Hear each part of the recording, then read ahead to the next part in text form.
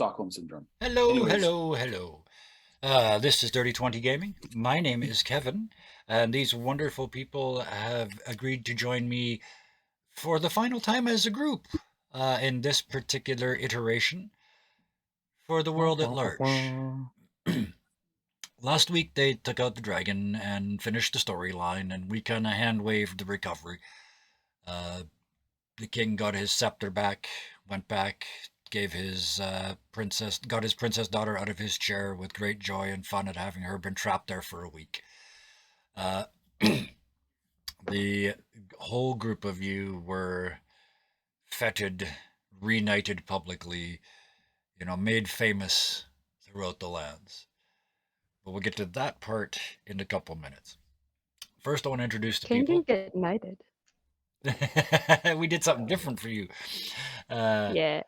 But I'm let's go knighted. around here first and introduce these amazing players. We did, I checked, 46 episodes. So on an average of 2 hours each, that is, 92 hours. We did Storm King's Thunder, and so that's a long time to be together. So let's go around the group. Scarred, for one final time, pop those links up there. Where can we find you? What else are you doing? I'm going to put up the scarredadventure.com. That is the link I can put up because I have it easily accessible, and my wonderful, wonderful, wonderful partner that I work with will likely be putting up and has put up the other links. The other one's up. Because they are so much better at this than I am and much more put together, and I always forget things because I'm a terrible, terrible person. I'm kidding. No, I run a website called thescarredadventure.com, which is a fun website full of fun people doing fun things. I posted two things on there recently. One of them is essentially just a rant, which I'm not certain you should read, but if you do read it, then it's there. Otherwise, you can find us at, especially with the stuff that's going to be coming up within hopefully a year-ish, more than that. You can check us out on our project called Bravely Broken, on our Facebook page, our Instagram, or our Twitter. We are really excited about the project. We are doing a lot of fun things, and I am itching to write a second season, even though the first season hasn't come out yet, and I'm going crazy. Thank you. Next. I'm just going to do it in the Zoom order so I don't get lost. Bison Stonefist on Twitch, just in case you remembered. There you throw that in there. Throw that in there. Bang. What have you been doing lately? What are you planning on? Lately it's been Warframe. I play video games on my Twitch. That's what I do. Other than that, you can find me on Saturdays here on Dirty 20. I play Feedback on Harlequin Redux, which is a Tiny Frontiers variation of a Shadowrun module. It's a lot of fun. My character is useless, and it's hilarious. Other than that, I've got something in the pipe that will be on this channel soonish. I'm not going to say when because we haven't hammered that part down yet. But yeah. Give us a teaser of what we can expect. What are we going to see? It's going to be Cyberpunk Red. There's my teaser. Yeah. It'll be a whole lot of people's first time, not their first time in Night City, but their first time on the system. It's my first time DMing. I'm scared as hell. It'll be great. Excellent. Oh, thank you. We're going to move on because next is another one of the people who has agreed to do stuff here. But first, let's talk about Solar Dasher's other exploits. I was going to ask if you've had time to stream, but I know that there is a snoozing puppy in your lap that says no. You've been busy. Yeah. Actually, I had a party last night too, but I just barely got home today. But yes, I have a snoozy puppy. I did put a picture in the Discord if you guys want to go check it out. See, hi. Thank you. Bison beat me. I wasn't even in. Oh, you're typing with one hand. You're holding up a dog with the other one. I'm also typing. Yeah, well, because she just put her head on my arm. Oh, yeah. She's a sleeping. Yes, unfortunately, sleeping puppies are the heaviest things known in the universe. They just go boneless. Just yeah. She almost fell right now too because I just have her sitting on the arm. That's okay. They're made out of rubber till they're about 4 months old. They just bounce and wake up. Anyway, let's move on. Anyway, Next, yeah. Oh wait, you forgot to let me talk. I know it. I Um, would just move on. You is what I meant. okay. Backpedaling So madly. Yes. with me, Yeah. I'm actually going to be DMing for the first time through a Yes. stream here too. I believe if all works out well, it should start next week on Wednesday. Mhm. I'm hoping to get a good session 0 done this week on Wednesday Yep. offline, and then once we have all that settled in, first session starting next week. It'll Yeah. be the Lost Mines of Phandelver. Yep. Um, what I've been told is that it's a good start for those who are just starting out. Mm-hmm. But I have 3 experienced players and 1 unexperienced DM and 1 unexperienced player. So we'll see what happens with That sounds like a perfect combination. You got all that, all that knowledge to draw on, plus you still get to, you still get to look like an absolute magician to at least one of them who won't have any clue how you do it. Exactly. That's gonna be fun. Thank you. Next in line, I know you got a thing coming up. So Rory, tell us about your stuff and put up your links. Hello. Yes, links in chat right now. Spotify, as always, where the music lives. And just a couple days ago, a single off of an upcoming kind of project. It's a remix of this song called Wake Up by Excision and Sullivan King. I'm very happy to have that finished and out on the internet, so definitely recommend checking that out. And It's really good, guys. Listen to it. and I've got a live show coming up in October as well, so very excited for that. Awesome. Wonderful to hear. All that real world stuff scares me. It's all outside, isn't it? That's where you do that stuff, is outside your house, right? Anyway, let's move on. Sarah, tell us all about stuff. Okay. So of course I'm working on Bravely Broken with Scarred. I also run a YouTube channel, kind of, called Tangor Productions. I'm also in a show called Posthumous, which is just pure utter insanity. And I'm also insanity. I can't believe this. I made to the second round of the competition for the new Face of Horror. So okay. Yeah. Oh, congratulations. I did not know that. Yeah. Wow. That's very I cool. just found out like a couple days ago, so wow. That is absolutely awesome. Wow, I did not know that. So other than all of that, anything else that you wanted to mention? Oh shit. And on starting this Thursday, actually, I am DMing a game for 5. I think they're all GMs, if I remember correctly. Pretty close. Yeah, I think so. I think the one I don't know might not about. be, or have only done it once or twice, but yeah. Yeah. Yeah. GMs of a homebrew world that I wrote on my own for D&D Beautiful. 5e called Deviant Futures. I'm looking forward to that one a lot. Again, I say the same thing to you that I say to everybody else that makes that face when they say they're going to DM for GMs. That's a benefit. Don't take that as a threat or as being overwhelming. Take that as a rule book you don't have to open. Yeah. You just look at them and say, okay, what's the rule? Right? Use them. That's what they're for. Your job is to tell the story. If they got the lore, let them tell it. If they've got the rules, let them tell it. But so yeah, you got about 47 things going on. Just unbelievable. Oh yeah. I don't slow down. No, apparently not. But let's move on so we can get to this deep, heavy part of this. But first and not last, Ruth. Hello, and what are you up to? So, hearing what everyone else is up to, nothing. Recently moved, trying to find furniture. Yep.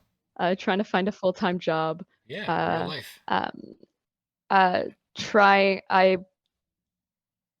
Hopefully maybe making music soon.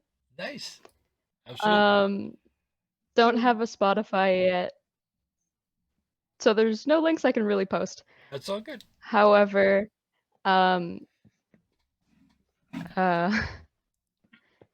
yeah, other than one of the things Jacob and Sarah, Scarda and Sarah talked about, and working a haunted house next month, I've really got Ooh. nothing going on. That's a lot of things for somebody who's got nothing going on. There's a whole lot of things going on there. But thank you. Thank you very much for joining us, all of you. So that's enough putting it off. Let the tears begin. Well, no, because I want to start with a positive thing. I don't want to call them favorite memories. I just want to call them memorable moments. So when you look back, 46 episodes, 92-ish hours. There's no limit to these. We're going to just go around and around and around until we run out. There's no order. Just start talking when you think of one. What are your in-game, out-of-game, whatever they are? Go, Scard. One of my favorite ones was actually right near the beginning. I think maybe the third episode, maybe the fourth. Was when I stared down another vampire that would have ripped me apart with no issue whatsoever. Yep. But I managed just to stare it down, and it went, okay, I don't know about this guy. I don't know enough information about him. I'm gonna back off. It worked. Like, holy crap. Was that in Womford, or was that with the halfling? I think that was one. I cannot remember the town names. It was with the. Well, there was the one that was like there was a halfling vampire. The halfling that vampire was at was the with the white. at the lodge. So yeah, I enjoyed that as well, but that was the lodge. This was pre that. Yeah, that was the Womford Bat. Yeah, that was the Womford Bat. Yeah, right. I remember the stupid name they gave him. Wow. Yeah. No, and anytime I got to essentially go, can I do this weird vampire thing? And Kevin went, sure. Always moments I love. I'm going to balance that with an out of game one. We weren't actually playing. It was the end of last week. Bison, after we were done, you pulled that toque off. And the ears disappeared, and that was the moment where it just hit me. It's like, this is over, like that was it. That was the one. So that absolutely struck me when that happened. So seeing lots of smiling faces with eyes rolled back in memory. Who wants to go next? I think the night I debuted the ears, when you mentioned that, the night I debuted the ears, that was hilarious. Mm-hmm. I was honestly, it was, I'd say about 80% waiting just for Sarah's reaction, because she lost it, and watching her lose it, and watching Jacob start giggling, and watching Kevin start laughing, I couldn't keep it. That was a lot of fun. One of my favorites has got to be in like the, I guess, green room before the first stream with myself and Noctum Sky. We both got in, and then we realized, oh, our characters are Vareth and Varen. That's not going to be confusing at all. Yeah, especially for the DM who is famous for screwing up Beowulf and Bigford, right? That's thank you. Yeah. 2 V's and 2 B's. That's helpful. You don't hate me, I can tell. Yeah. But yeah, that was one of those moments. Oh God. Okay. Yep. That was perfect. Yeah. And I don't think you even got it, like the first one you got wrong. I was getting it wrong until the last episode, and there was only one of them left. So I had it written down the last episode, so it was like, so, and I'd look down, Varath. Or look over at the OBS. What does it say? Oh yeah. Who else? 2 things. One, anyone in chat also tell us your favorite moments. Please. You got memorable moments. Yeah. Anything that you go, I think the world at large, I think this. But also one of the moments I quite enjoyed was after I had finished moving into where I am now, And I get back first night, like first 5 minutes of my character being back, and I immediately get shot. Welcome back. I And I the crushed worst part you was like between I a wasn't boat even and a- surprised. Oh yeah. I By just then went, it was. "Ugh." By then it's a meme. I mean, I crushed you with a boat. I shot you. I knocked you unconscious multiple times. Yeah. I mean, you were the frontline fighter, and Buffalo Stampede. yeah. Oh yes, yes. Explosive, Exploding Buffalo exploding Stampede. Buffalo Stampede. Yes. Yes, That was thank you. That one. hilarious. Yeah, that was good too. Thank you. I had forgotten that scene. That whole valley, getting across the valley of exploding death, was great fun. Idic is constantly blinding the dragon because he Yeah, went, bad shiny, with smash. the shinies. Yep, yep. Yeah.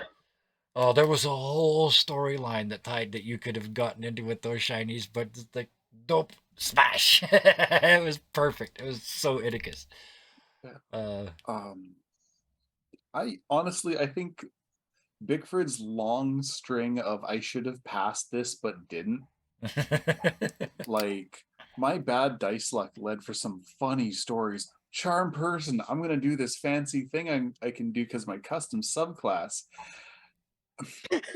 Yeah. I rolled a no. What happened? No, the farmer beat my roll by like a lot. I think he Yes. rolled a nat 20 or something. Yeah. And it's just like, I'm gonna go this way. Yeah.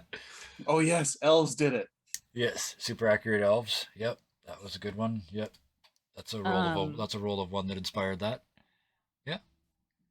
One of the ones I was thinking about was the Manticore fight. I think that was one of the first times that Criticus became a thing. Yep. Yep. Yep. All the green numbers in roll 20, just pow, pow, pow. Yeah. That was a good moment. fight, period. Yep. Losing my blackjack. Yep. That was like, yeah. do And I bail? I had to fucking think about that. You Oh, hated man. me for a couple minutes in that game. You were just glaring at me. Like, you took my family heirloom away. It's like, I have a plan, but I can't tell you. That was wondrous. That was a really cool scene. You went with everything that I threw at you, even the casks of Amontillado or whatever the fuck its pronunciation is. You said flat out, I know where you're doing. Like, take me to the basement and put me behind the wall with the drugged wine. Here we go.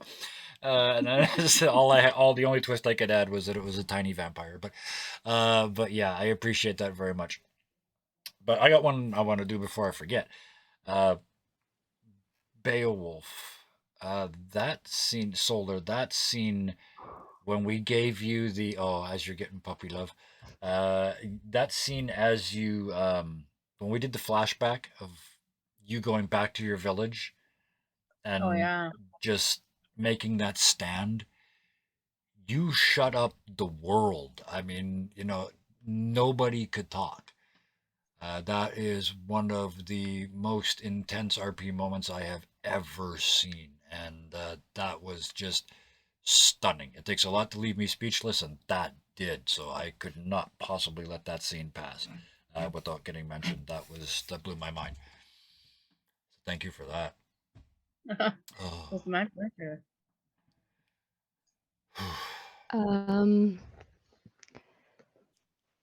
I have a few. Good. One of the most recent ones would definitely be the little scene with Varen. Every time I'm gone because I have to work or something, I get shooed to the Shadowfell. It makes sense, but it's funny. I was like, no, I followed Varen. I'm not in the Shadowfell, and You're back I ended up in the Shadowfell. Yep. Half of our but characters had some sort of tie to it. Yeah. Almost all of us. Yeah. Because yeah. See with this. But that scene for sure. That scene was because we didn't really know much about Varen. No. And that You growling at me? I keep getting distracted by the puppy. It's That's so okay. cute. Yeah. I know, poor Ruby. She's over here trying to nibble on my shirt. Yeesh. What breed? Keeps. Blue nose Blue pit nose bull. pit bull. I thought so, because that looks like my dog without a white patch on the back of his neck. She Her looks white patch. Her sort white of like patch how is my here. dog does. On your If she'll let My me dog talk. also has a white patch there. Oh, what And a she's got- face. Aw. Oh, And damn. she's got like a little tiny one on her paw. Oh, stepped in the paint.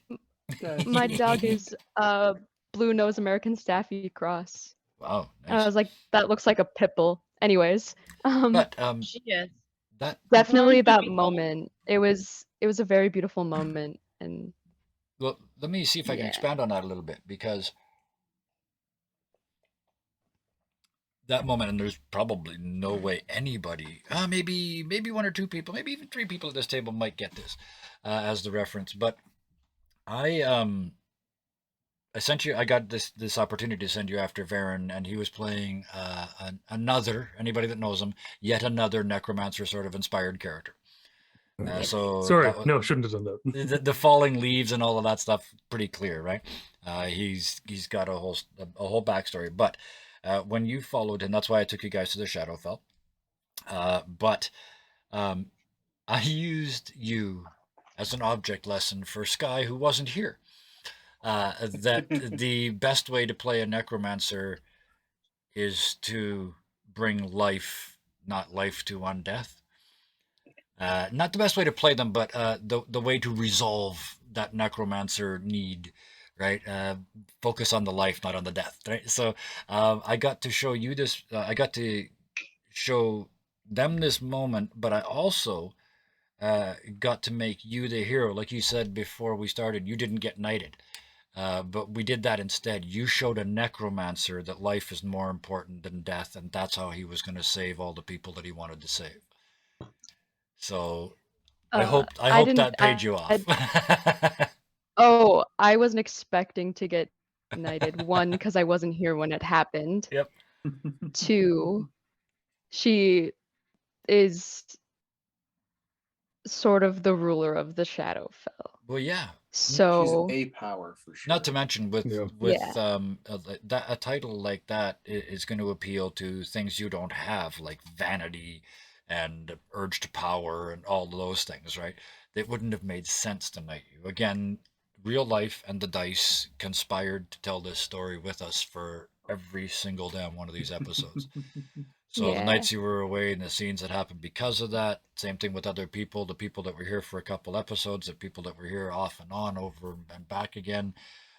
Every single one of them added to this story and made it more, to be fair, it probably made it more realistic. You wouldn't have gone on an adventure this long without picking up a few folks along the way who, for various reasons, after various periods of time, went, you know what? Not my problem. You want to do what to a dragon now?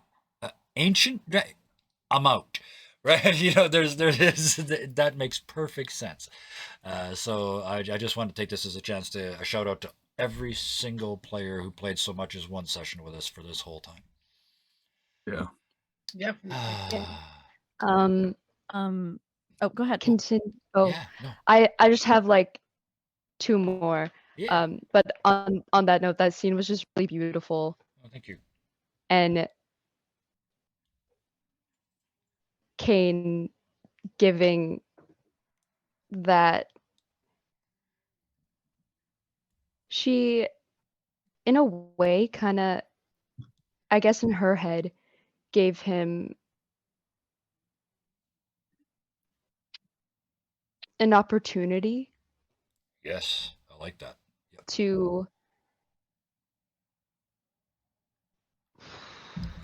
grow from Yes. what Yes. he was. I don't know if I'm saying what I mean. Well, But well, if it helps, what you're saying makes sense, and I think I understand it. So I think you said what you meant. Yeah. The next two things I'll Yeah. try to make quick.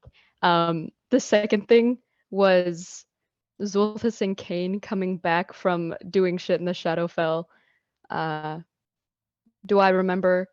We never talked about what they were doing. We were going to, but it doesn't really matter. Oh, yeah, no, it's what did we do? And We fucked up some shit. yeah, exactly. Yep. On brand. Yep.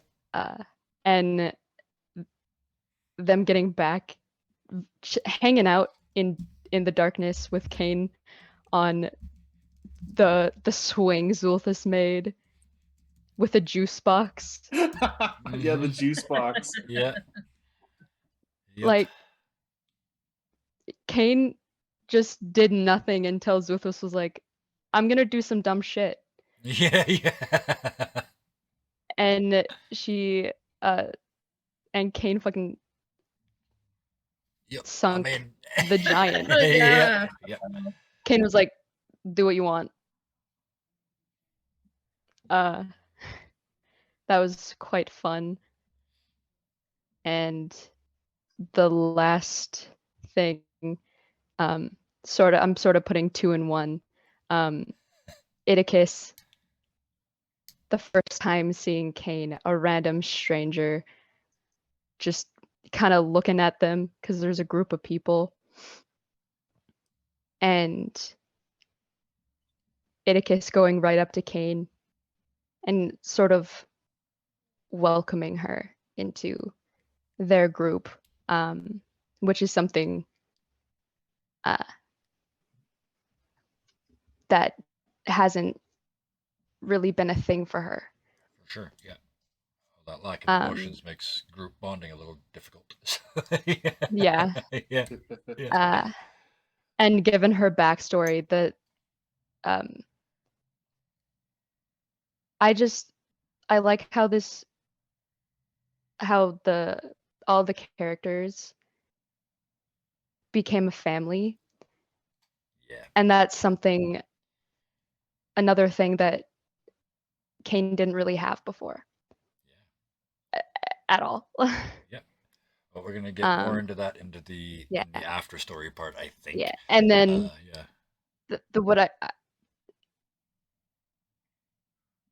one, like, making two into one Idicus thought, I guess. And then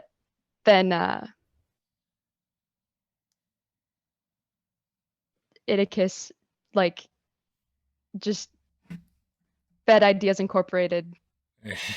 I'm gonna befriend every single thing that is a danger to my friends. Yep. To my Freds. And the only time they didn't, they got knocked unconscious and missed a big fight. So yep. Yeah. That is yep, you couldn't have written that.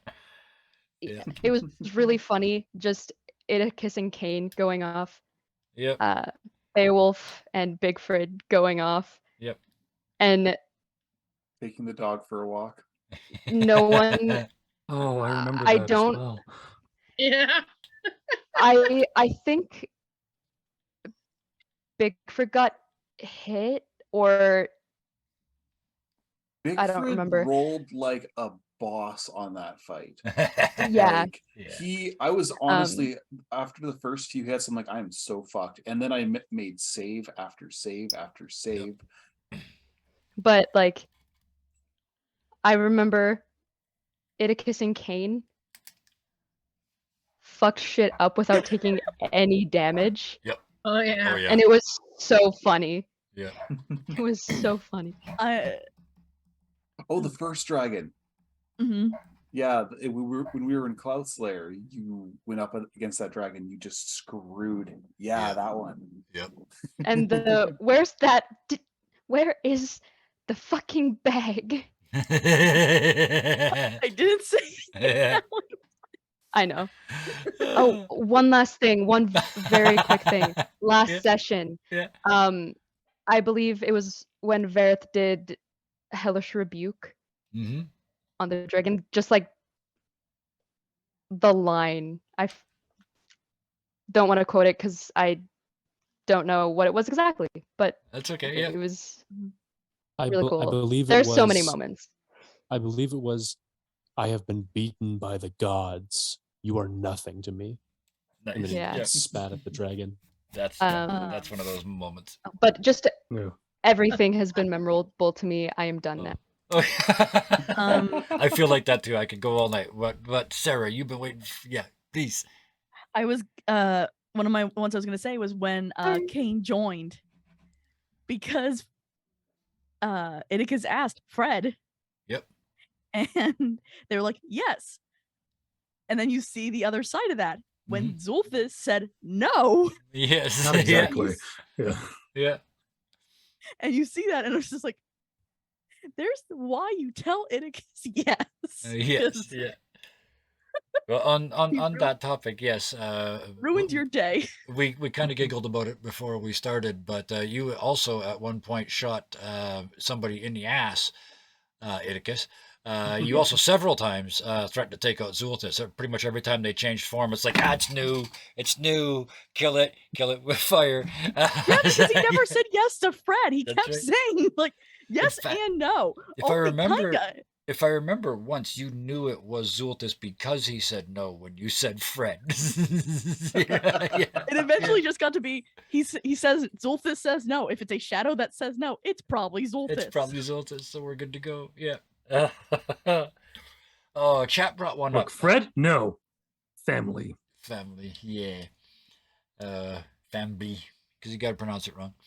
But chat brought up Corfell, who is a tragicomic character, I think, in the best possible sense. They really, as they pointed out, they had nothing to do with the whole giant mission. There were never any reason for them to commit to this story at all. And absolute chaos rained down on them, disaster after disaster after disaster. And that having that character, that one that just gets dumped on, is so much fun. And I appreciate the heck out of the player that let me do that to their character. But yeah, shout out to Corfell for sure. One of our many characters. And while we're at it, Noctum Sky, who played Varen. Who else did we have in here? There was other people, wasn't there? Is that it? That's all of us. Yeah, everybody else is here. Yeah, so yeah, thank you to them very much. But also, yeah, go ahead. Sorry, no, I have two small ones. Yeah. One of them is a Beowulf and Zulfis moment, which we didn't get a lot of, but right nearer to the beginning, it was just this great moment of, oh no, we're all monsters. Yeah. And we need to walk past this group of people that aren't used to monsters. Beowulf, can you pretend to be a large dog? Oh yeah. And every time then we gave you a Beowulf collar. struck right in. Yep. Yes. He's still wearing it. He was still wearing it. Yep. Yeah. Did you ever ride Beowulf? I know it was offered repeatedly. Did you ever take once or twice? Very early at the beginning, when he was more dog-like. Right. Yeah. Once you stood up, it would have been weird. It would have been weird. It would have been like a piggyback. Yeah. You want to ride the wolf? That sounds weird. Sorry, with a mouthful of water, even shit. Sorry, I should have looked. I'm sorry. I didn't think it was that funny. Now I have a third one. Go. Yeah. There was also, we killed the hill giants, and I immediately go, okay, everyone, we have to wash up. We have to sanitize ourselves. It's running away as fast as possible. Yeah. Oh my which God. didn't save them. Yeah. There's fan art of that piece, and I love it so much. Rabbit Iticus. Every one of Thunderscape's little pictures and gifs I have saved. They are a treasure, and oh my God, I have laughed so much. I have both gifs saved. Thank you, because that is a series of moments. That's not one moment. That's a whole series, and Thunderscape absolutely deserves a shout out for this. Thank you. We know you're there because you just posted, so there you go. Ha. Yes, and this was also when this was very much a Rory moment, not a Vareth moment. Varath. I never learned the name well enough. I'm sorry. Varath. The other one was Varen. Yes. They're hugely different. I don't know how anyone got them confused, honestly. I know. What a dick of a DM that doesn't listen. Anyway. There was just one moment. I think I said something to the Giant King, the Storm King, and then just you kind of going, That was so cool. And I went, ah, yes, validation. It was like during the sequence of, I think it was Zulthus explaining why he didn't need to be knighted Yes. Yeah, because of all the that crazy was pretty shit he's done solid. and all the like people he's been. Yeah. That was insane. Yeah. Which is a perfect segue for the next moment, because we gotta move on. I knew if I let this go, and I don't plan on being done in 2 hours tonight. By any means, we're gonna go till we're done. This is part of a process, but I do want to, at the moment at least, move on a little bit from here, and I want to do this segue with some talk about also from chat. Every character's growth was amazing. Several of you went through actual physical transformations during the course of the game. Everybody moved their plot line along, whether that story was 1,000 years old or 6 months old or whatever it was. Even the people that were here for really limited periods of time managed to get character arc into it. And that could not make me happier. Character development, character arc, and role play are to me what this is all about, because those are the storytelling elements that grab me. I punch it in the face only goes so far. I can only watch so many action movies. I want a story. And you guys all went with that. Every character developed, every character got better, every character overcame difficulties. You all grew, and it was really organic, and it felt really natural. And these characters just filled out and filled out and filled out and became very three-dimensional, even, like I said, sometimes in very short periods of time. One I want to specifically call out is Bison, because Bickford started as a joke, and I will never forget that. It's Big Friend, right? It's Big Fred. It was a joke when you made this character, and you dropped this in here, and by the end of this, I mean, he's a grandfather figure, right? You had all these parents chasing Iticus, but by the end of it, there was another step where you kind of became this grandfather figure, where it was they're running around chasing him, and you're going, "Don't worry about it. Till he sticks his finger in the socket, he'll be fine." And so there was this arc, and you managed to go from if he needs a Band-Aid, I'll get him one. Yeah, you did the equivalent of going from sort of middle age to adulthood to grandparenthood, all in 40. I think, yeah, you weren't quite, yeah, so like 40 episodes, 42 or 43. Yeah, I wasn't in the first one, I don't think. Yeah, so still like mid-40s, a number of episodes, you went from that cardboard cutout joke to this amazingly developed character. And you're not the only one. I mean, Zultus went through multiple physical changes. He added characters to the blend and then cut them out, and everybody did this. Beowulf changed form multiple times and changed, it did not go unnoticed, changed attitude and approach every time too. The other cool thing with Beowulf that I saw, every time Beowulf was put in charge of something, this other Beowulf came out, and it was like just get shit done, right? It was, and then when all of a sudden you're not the captain of the ship anymore, it's like, okay, now you're back part of the team. You can be captain of the boat, back up into the power position. It was really, really cool to watch. And again, that's not only character development, but character trust, like knowing your character and knowing that that's what they do, and then doing it is absolutely brilliant. Speaking of character trust. Oh shit! Right. We told him about this on Monday.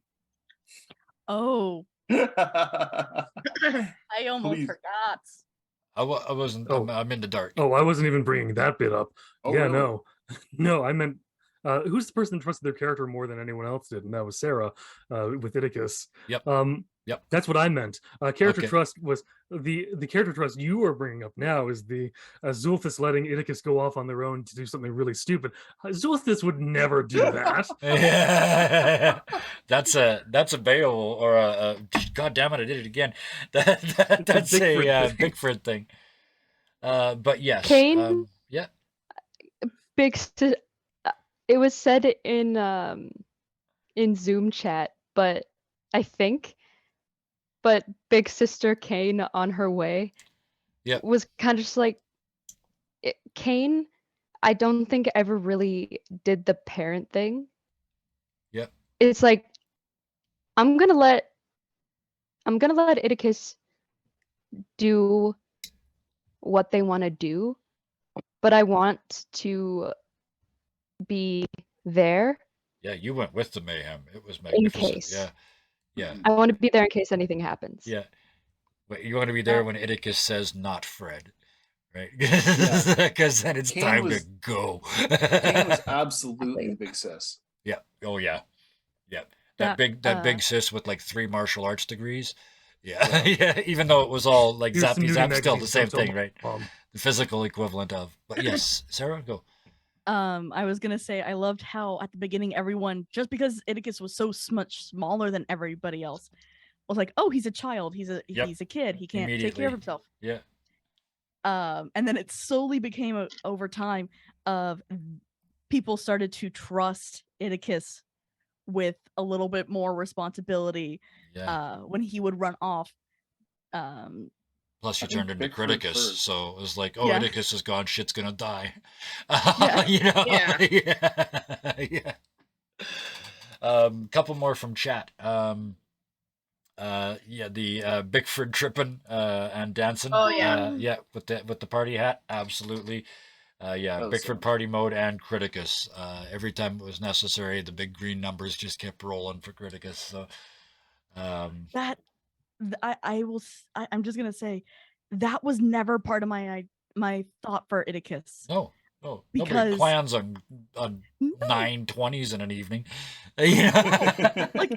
Because my other characters roll so poorly. Yep. Like Well, I you got paid and off then- in this session, in this adventure. and then Idicus was just so good because when I originally made him, he was supposed to be like a Jar Jar Binks character.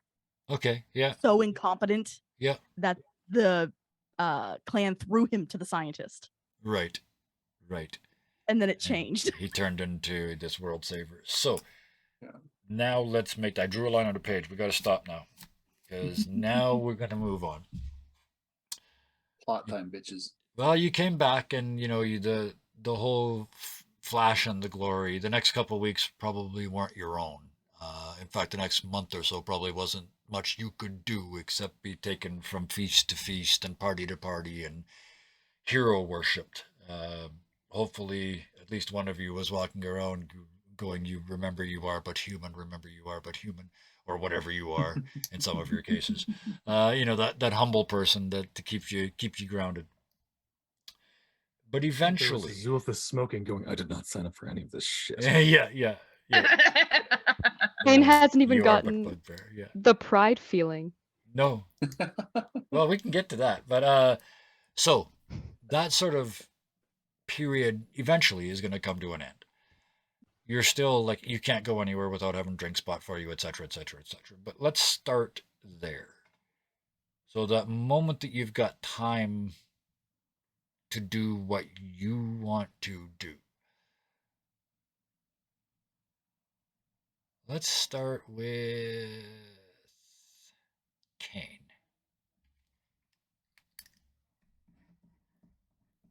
What's like? We're not talking long term yet. Just like that first moment where you've got a moment absolutely to yourself. You are laden with great wealth and great fame. You could do anything, go anywhere. I don't really want to do a scene as such, but I'm assuming you're all sort of still together-ish at this moment. So, Kane, what's your plan? This can all change. Like, you guys can all discuss this, but what's your initial plan after this is over? Well, first, she doesn't want to leave her family. But she knows she has responsibilities elsewhere. I'm sure we know where elsewhere is. Yeah. And so her plan is to, I guess, go back and forth. She wants to, you know, Okay. she wants to be with her family as much as possible. Because this is her family now. Here's the thing, because this is beautiful. It's this family plus your responsibility, right? So, you've expressed that, and I mean, this king is, I mean, he's the Storm King. He's got all but infinite access. What if you were offered the ability to twin yourself instead of twinning a spell? To put one of you on your throne in the Shadowfell, and the other one stay here with your family.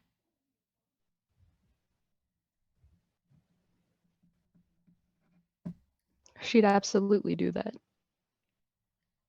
She'd jump right at the opportunity.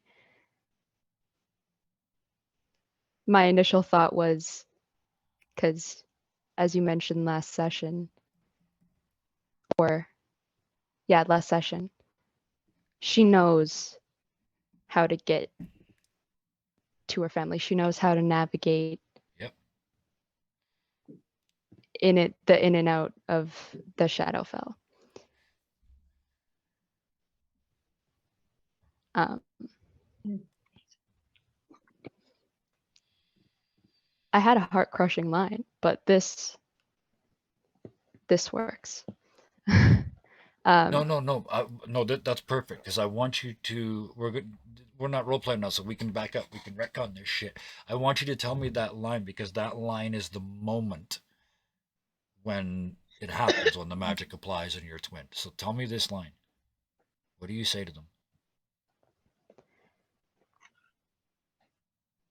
She's looking at everyone before she thinks to, go. She just goes, I'll never be too far away. I'm closer than you think.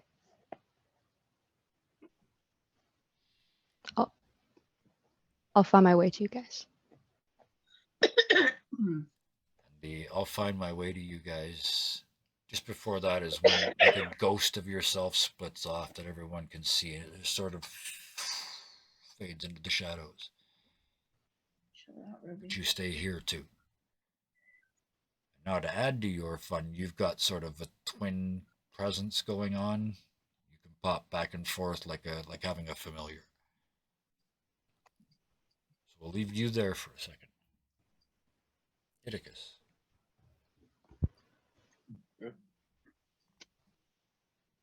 So he's probably going to take a moment after everything and telling people so many times, like, he doesn't eat, he doesn't drink. Yep. And he's kind of looking around at everybody. And he would just kind of get up and start leaving. You failed your stealth check. They see you leaving.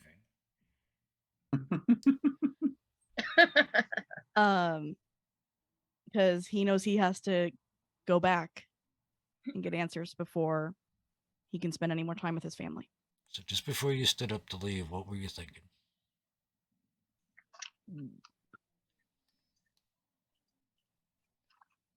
He was thinking about asking them to come, but he's worried that they would probably kill the scientist before he got answers.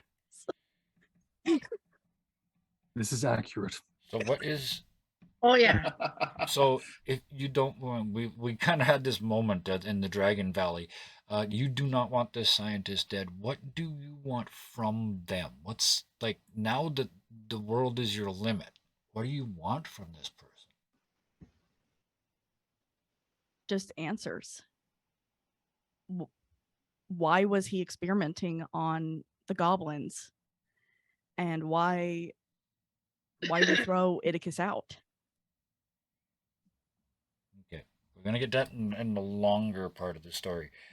Do you tell them that you're going to see when they catch you now? Back to this moment, they're all watching you creep across the room and say, "Not again, not again, Atticus. No, this is not going to work." Especially Shadow after whip almost dying. by the Yeah. foot. Every Yeah. fucking time. He would say, I go back to Waterdeep. Can I want to hang on that sentence if we can. Okay? Because, just because. I think.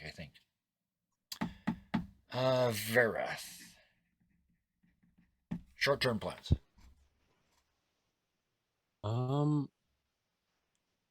Well, he wants to kind of find a moment of silence and do that same darkness around him and pray again and ask. He wants to know what's next. Because he knows there's a path that he needs to stay on, but he can't quite see it yet. The image you get back is the exact opposite of all roads lead to Rome.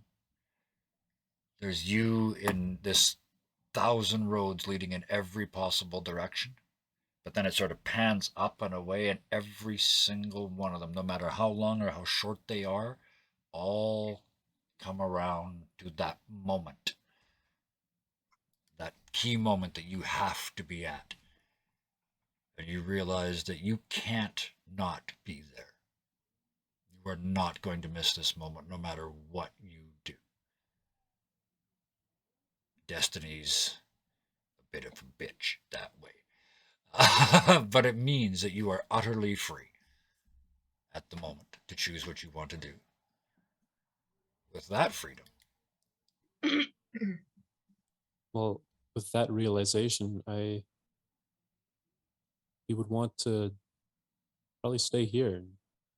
He'd want to go where everyone is going. He wouldn't want to split the party. From a group that split the party 47,263 times, that's really funny. But this is, I'm detecting a theme and it's choking me the hell up already. So you're just sort of waiting to see what you're going to do as a group. Just so more or less assuming that they're going to stay. All right. Beowulf.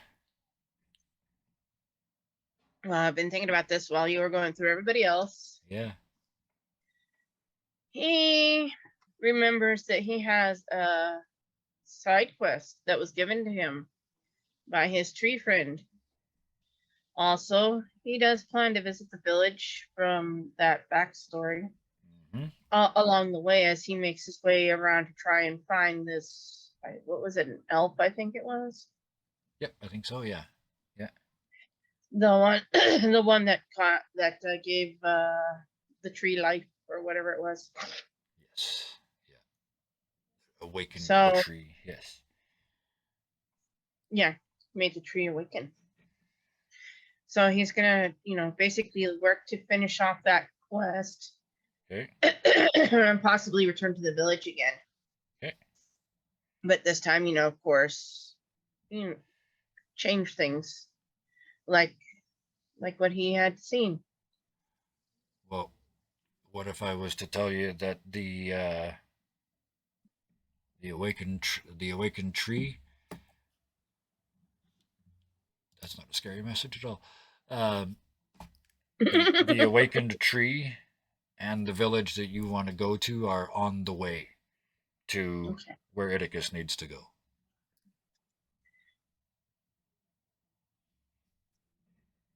Does that work? Sounds like a plan to me. Just I mean, if it works out that way, then that's beans. We're writing this story. It's not if, it does. This is the final chapter. There's no dice here tonight. This is pure storytelling. So yeah, you can plan to stop on the way and do these go back and find the wizard for that tree. That might take months, who knows, to get back to your village and to, yeah, to get back to your village and fix it. Get rid of the inherent speciesism, because you are you are literally worldwide famous now. So it's just a matter of showing up and going, don't you dare, right? Don't you dare. So those can happen on the way. Got it. Short term only, Bison. Short What's term only. Bigford doing? Okay.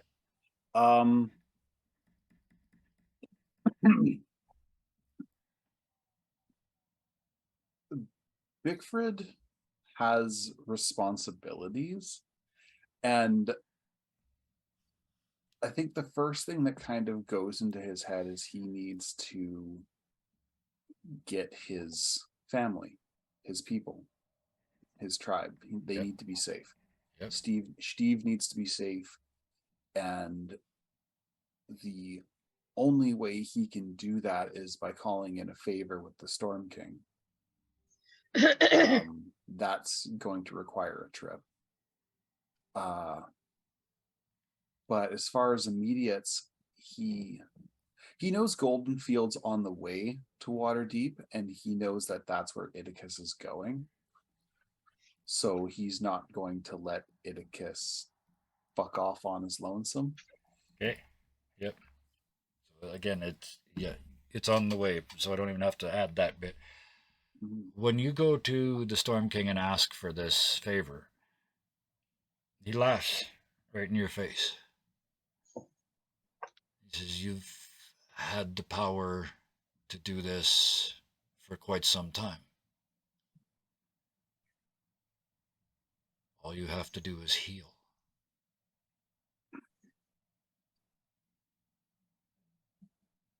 You get this He sort remembers of that conversation. He remembers that conversation when he became a cleric. Yes. And the look he gives the Storm King, it's a combination of confusion, a little bit of understanding, and you son of a bitch, you've been talking to him, haven't you? Yeah. The Storm King is, they talk to gods for sure. This is one of the most powerful beings on this planet. Yeah. Especially Pelor. I mean, Pelor's a good god, right? Yeah. So yeah. So you go into Golden Fields, a place that was ravaged. If you were to, I don't know, set up a clinic, every person you healed would bring back one member of your tribe to Steve in the forest. So yeah, that's what he does. Or he knows anywhere. Every heal you do brings one he back. knows he was supposed to be a guard. He knows that was his punishment, was to work in the guard until they decided he'd done enough. Yeah. He still does that. He spends the night watch. Yep. He's got the eyes, and he's more than familiar with the shadows, so he spends a lot of time trying to get that, make it feel like he's paid his debt to the city, considering his first actions in the space of this campaign was to attack it. Yep. Absolutely. From mercenary to, again, city founder and founder, right? Because now I'm seeing this clinic, the sort of the Bickford clinic opens up, and you're there for a while. You're there until, well past this point, and we're going to get to what happens next. But to get them all back, you go back to, you get to sort of two birds with one stone, right? You get to heal Golden Fields and bring your tribe back together. Zulthus.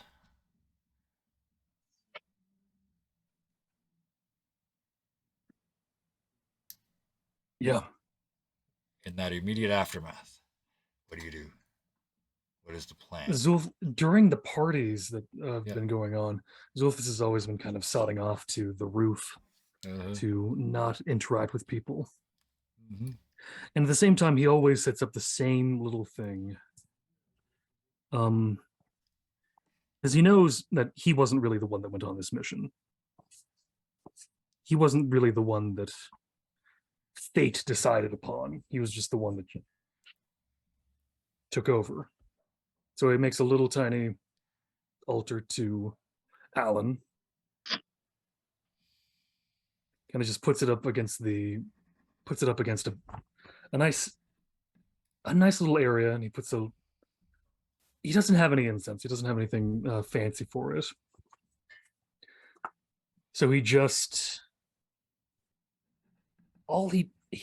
essentially, because he's smoking at this point because Alan used to smoke. And he's just tired, and he's lit up a cup like a cigarette as incense just in front of this little picture he's made. Because he's good enough, he's skilled enough that he can draw well enough that he can find charts on the body. Oh yes, yeah.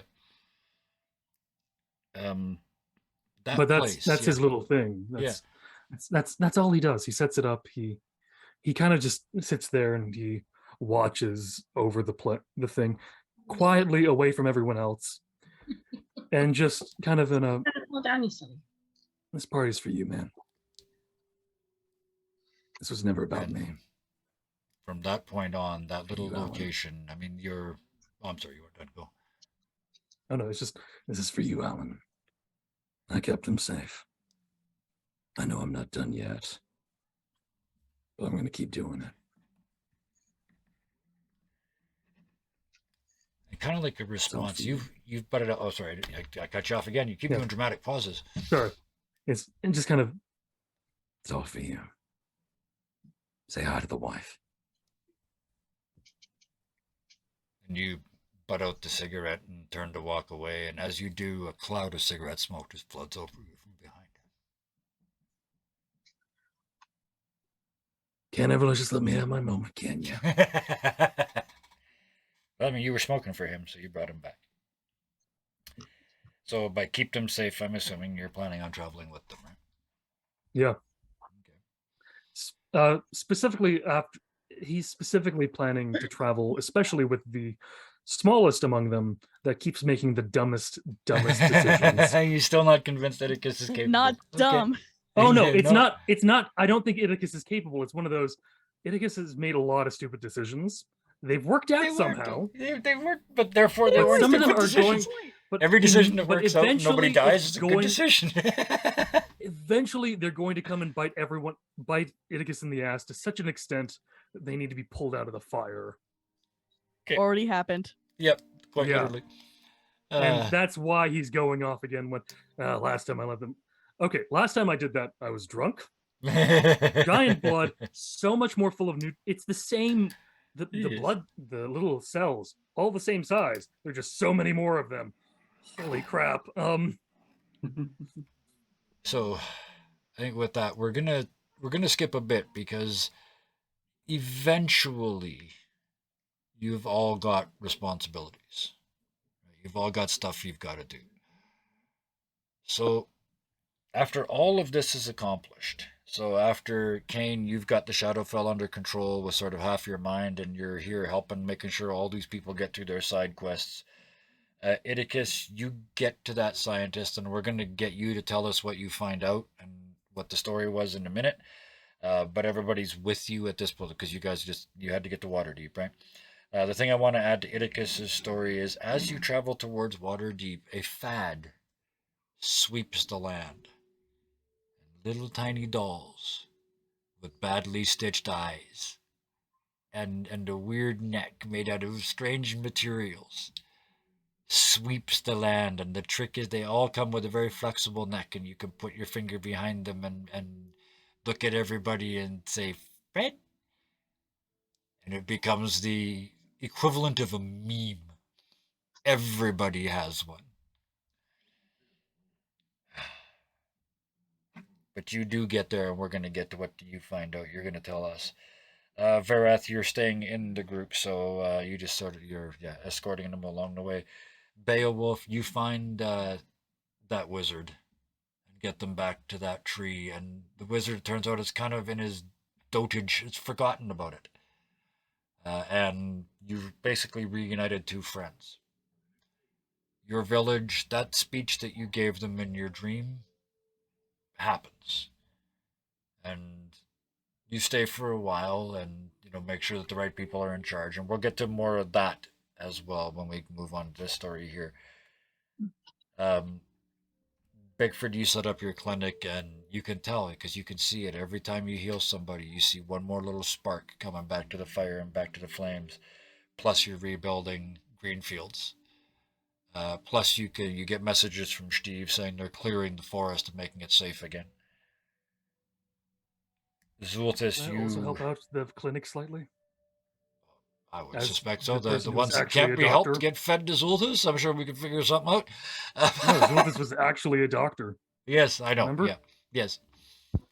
Well, I that's have up another to. objective for Kane when there's time. Yeah, we're okay. Yeah, perfect. Because that's exactly where we are about to move on to now. That's that sort of.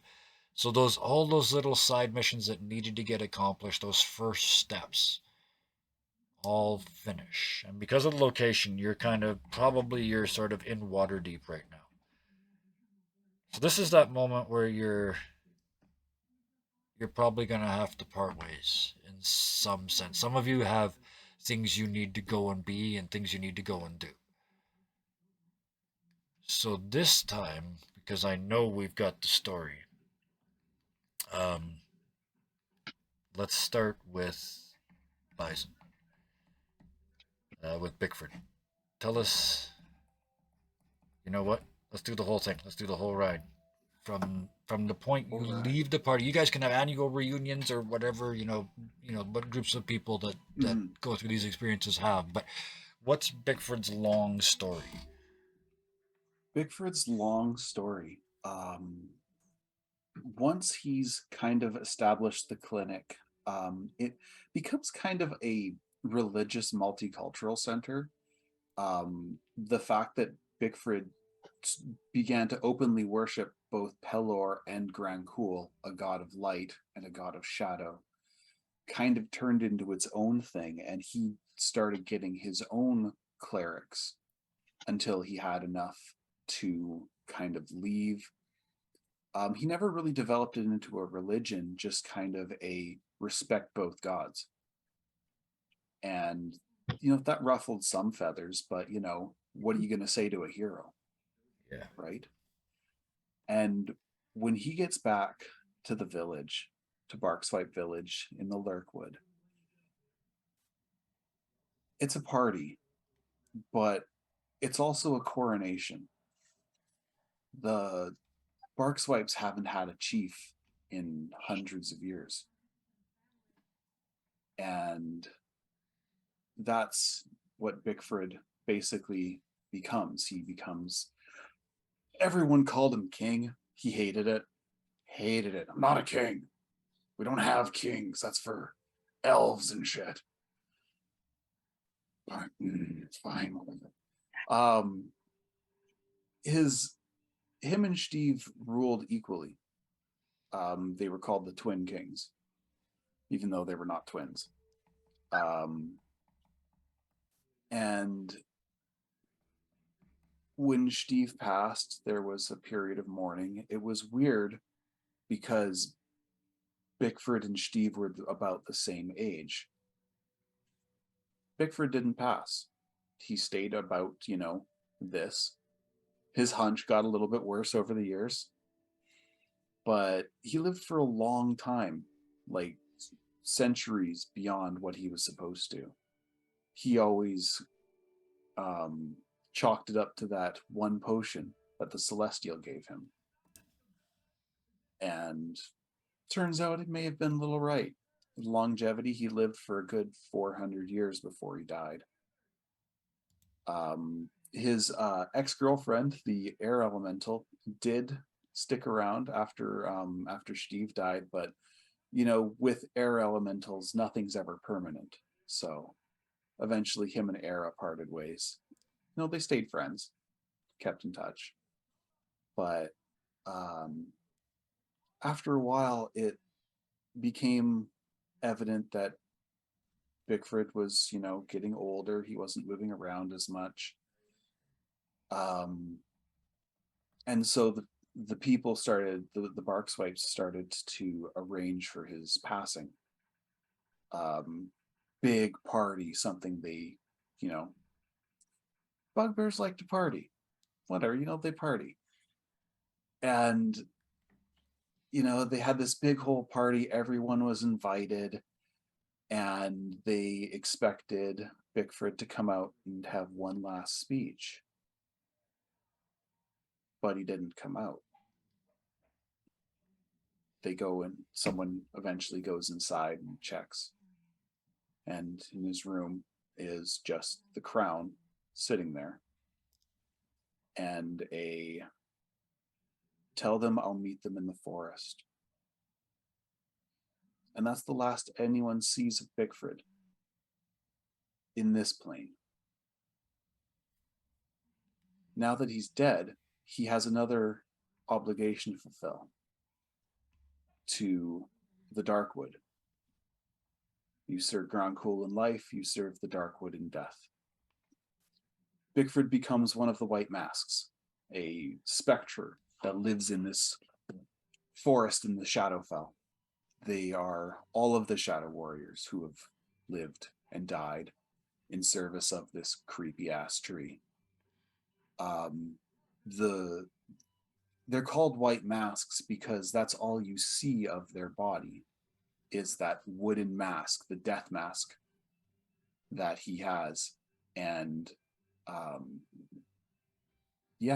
if Kane were to visit, Bickford would meet them warmly, or as warmly as a corpse can.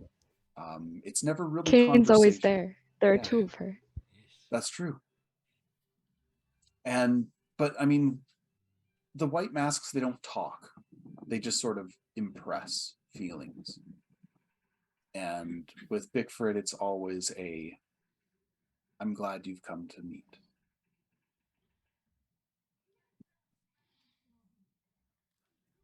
And after you leave the Lurkwood, the druids that you've left behind, the ones that you've saved, grow 2 trees in a fashion so that it looks like you and Steve, the twin kings. And around these 2 trees, they build a village.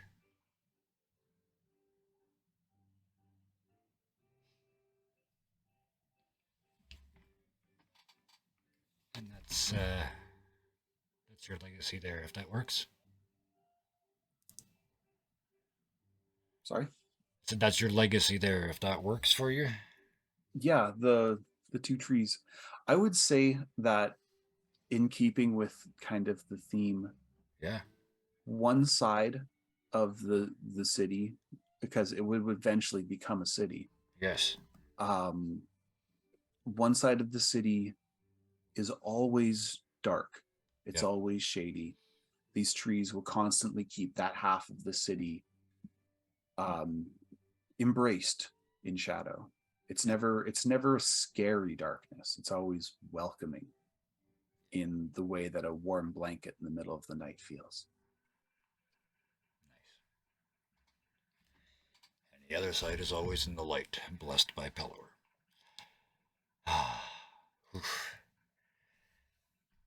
Zultus, play it out for us. Zulthus goes adventuring with all of them and continues to pop in, say hi, even after they've all long since become their own people. And centuries pass, and time moves forward.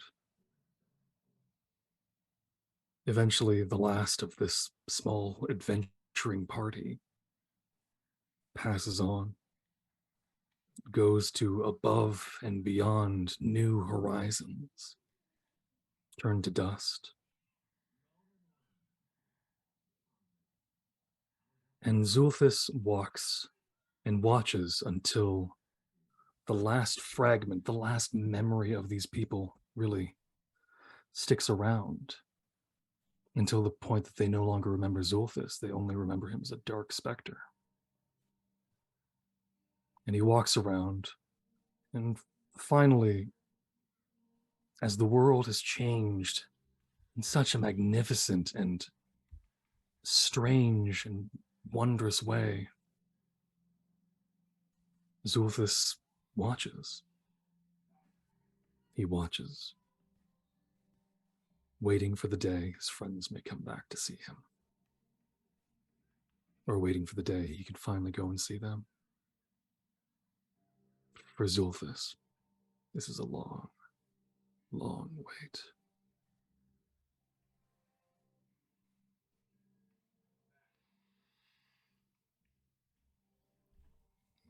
You have to wait till you disappear. And as you are forgotten, you start to feel tiny bits of yourself fade. It is a long time because memory is a thing. You come back in waves it's like cyclical. Every couple 100 years, this cult arises and you come back to fit and say, come on, let me go. But finally, you're released.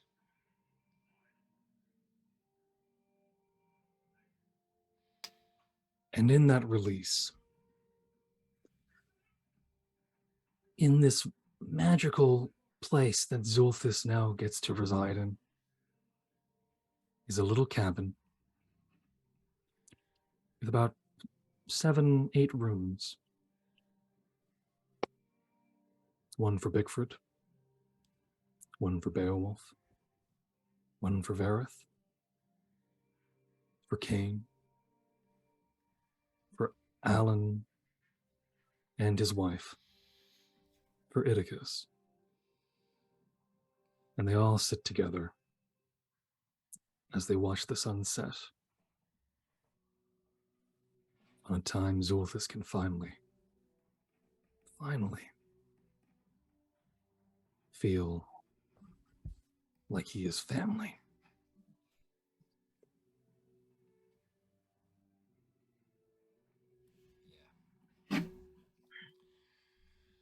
Whew. I knew this was going to be tough. Beowulf, what's the long-term plan? Other than real life noise going off over here, I have no clue. Oh, okay. Anyway, We can come back to you if you need to go check. no, the light's on. If anything, the truck alarm isn't going off, so I think we're okay. Okay. I think it might have been a tire blowing from the freeway. Oh, okay. Got trucks that blow tires over here all the time. Yep, I know that sound. Anyway, once everything is done with Iticus, and Beowulf knows that Iticus is going to be fine, and all the groups, they start going back, he's going to go back to the village. Pretty much take over leadership of the village for a while. I'm guessing sometime along the way he will have found a significant other to be by his side, of course, where he just eventually stays within that village, grows up, has kids, the usual human side of things. Basically, he just settles down, becomes his own self, does teach about being a blood hunter, but tries not to give out, tries not to go too far into it, just basic details, but more the ranger part that he learned from before when he remembered his blood hunter stuff. Yep. So, he does a little bit of this and a little bit of that. Eventually, I believe, after a while, once his kids grow up, he goes and finds his parents finally, and they talk, figure things out. Everything, well, the parents that he remembers, I should say, he just goes back to them. They eventually talk things through, as they are pretty much on their deathbed at this point because they're very old. Yeah. Humans don't live too long. Nope. And I would assume eventually, after passing the mantle on to other individuals within that little town that he stayed in, eventually he would die peacefully. You know, Yeah. be known as a great leader who kept the town sane, allowed different people to come in, be the different people that they are, learn to allow the different individuals, such as like other lycanthrope, I mean other were cursed individuals, vampires, even different people that, should they prove themselves worthy to be within the village, that soon would turn into a city, of course, he would let them stay, make them protectors, make them builders, make them farmers, have normal lives, pretend to be normal people, have normal relationships, be the village that stands out as the one village that everybody is welcome. I want to comment on that one briefly, because what amazed me about that story is that Beowulf retires and becomes more human than the humans that he saved. Right? You ended up with a wife and kids and a white picket fence, right? And respecting your community and all those things that those people craved. You got them, but you got them by being you, not by being what they told you you were. I love that. That's a beautiful arc. Thank you.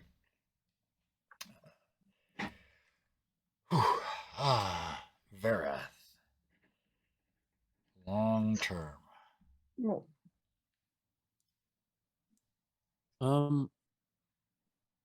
He tries to stay with the group as long as they stick together. Yep. And they adventure, many good times are had, and eventually he realizes that there's another path. Of the infinite that he saw, there's one that calls to him most. And he's for a full week, he sits in the darkness, meditates, does not eat, does not drink. And at the end of that week, he's given a compass. Inscribed on it in Celestial is a command phrase, translates roughly to help is on the way. And for years, decades, he follows that compass across this planet, across many others. And after maybe 70, 80 years, once he's hit 100 plus and he's starting to lose his edge a bit, one day he's on a battlefield and is struck down. In that moment, as he feels that last breath leave his body, he blinks, and he is standing in front of the twin thrones of the seventh heaven of the mountain. Sitting there, the sun and moon gods of creation, and a third standing off to the side is the god of redemption. And a trial is held. He gives his testimonies, tells his stories, and after all of their consideration, he kneels and is finally forgiven. But that's not the end. After all of this time, after this 100 years of watching him, these three gods have reached the end of their enjoyment of ruling. And in that moment of forgiveness and redemption, as the feathers return to his skeletal wings, he is granted godhood and is given the domains creation and redemption. He rules for thousands of years, maybe, eventually passing on the throne to other of his subjects. That tradition continues, and when his time as an immortal god is finally over, he returns to that cabin to sit with Zulthus and with everyone else at the end of time. Thank you. Redemption is my favorite story arc. Just like, and fallen Asimars getting their wings back. That's a personal note. I did that like 2 years ago. Yeah, thank you. That was absolutely beautiful. I appreciate that. Whew, 2 left. I think I can make it. Let's do Kane, because I want to hear this one.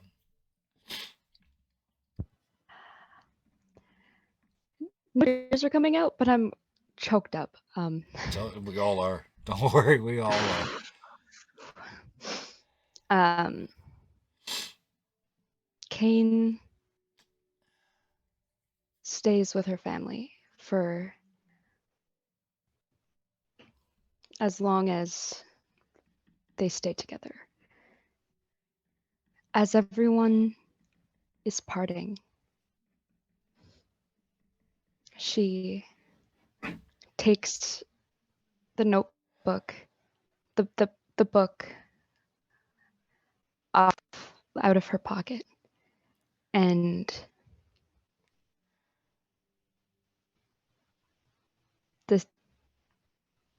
she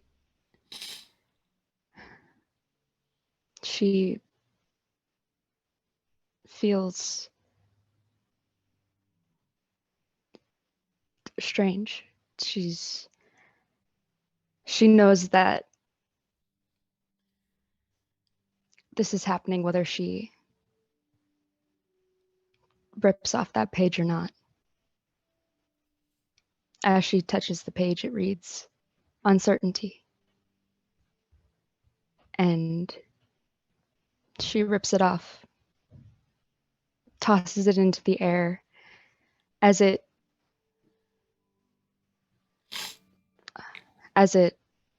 is carried away by the wind. She's left to figure out where to go now.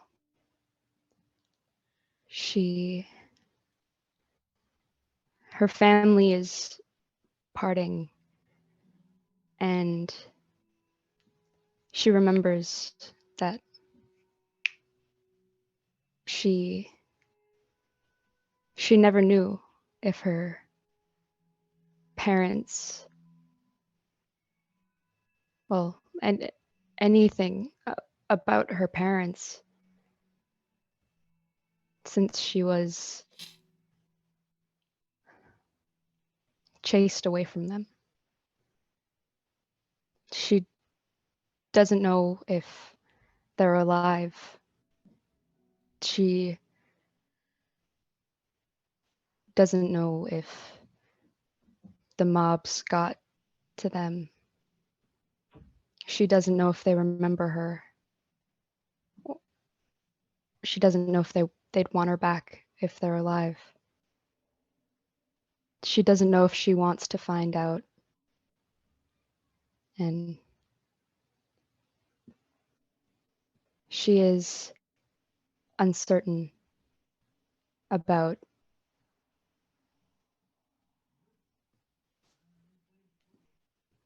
everything at this point.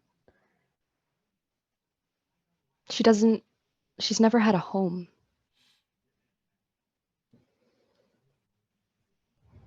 her first step out of this is without going to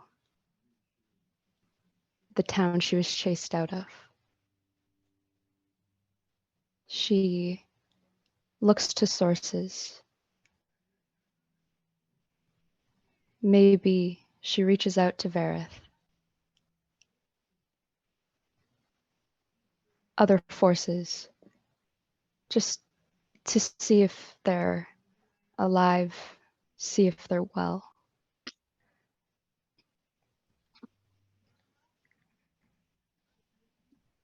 And I haven't actually decided, because I think when I sent you her backstory, I'd said I wanted to leave it up to you.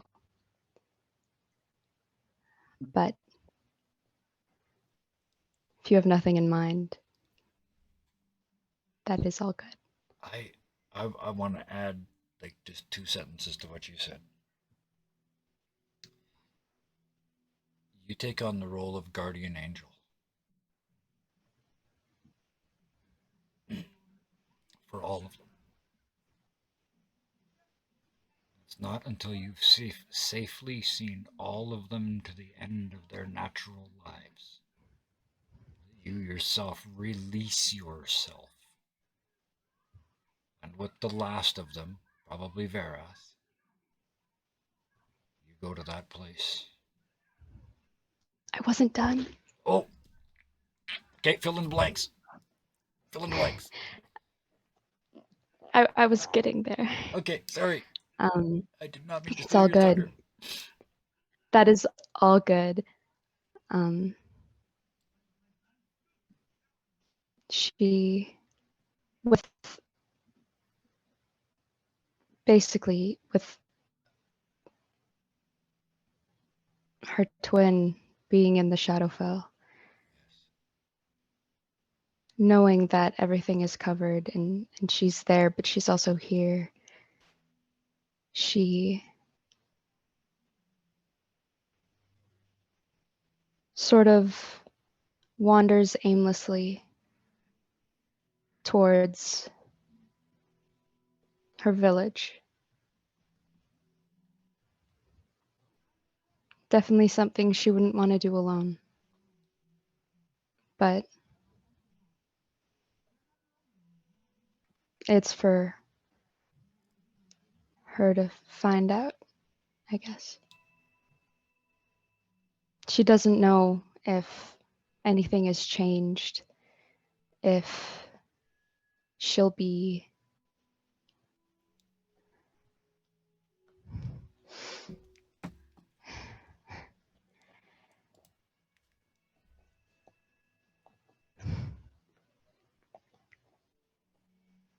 I will say the only reason she didn't ask anyone to come, especially not Idicus, is because she was born in a village of mostly humans. And she knew that would be dangerous or uncomfortable for Idicus. And He wouldn't care now. Just let me tell you that. and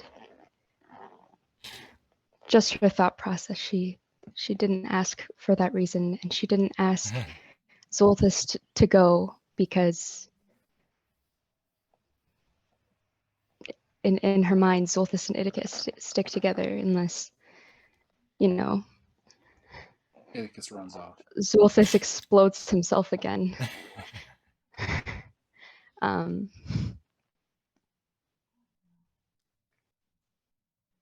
She goes to her village and remains unseen. She sees the house she didn't get the chance to grow up in, but she remembers the way it looked, the way she stayed inside those walls till she was 5, at least. She looks across the path she ran, and she sees two figures passing across the window. She feels estranged. Well, she sees the faces that she has become estranged from. And she looks down the path she remembers, the path she ran down when she was fleeing. And she follows the path again. She's not ready to find anything else out. She knows they're alive.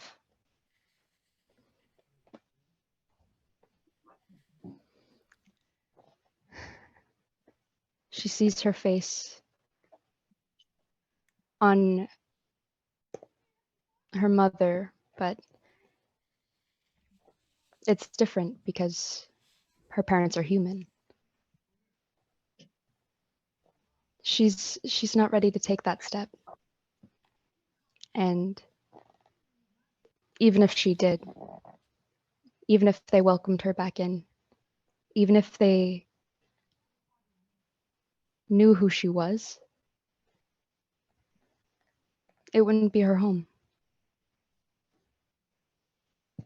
She doesn't know where her home is. As I've said before, she takes that path again, retraces her footsteps, curls up with her knees to her chest in the same spot she sat when she was a kid, covers her eyes, uncovers her eyes, and she's back in the Shadowfell. She goes to the throne, well, where she remembers the tiny throne of Kane Jr. being. She noticed the second of herself in a bigger throne there. And she looks at herself and goes, I can take it from here.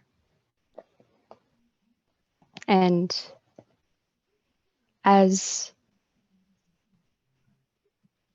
I guess the spectral image that she saw float away from her a while ago becomes, there's no longer two Canes. It's one. It's just her. How she always remembers it being. And she sits, watches over her friends, her family, makes sure they're well.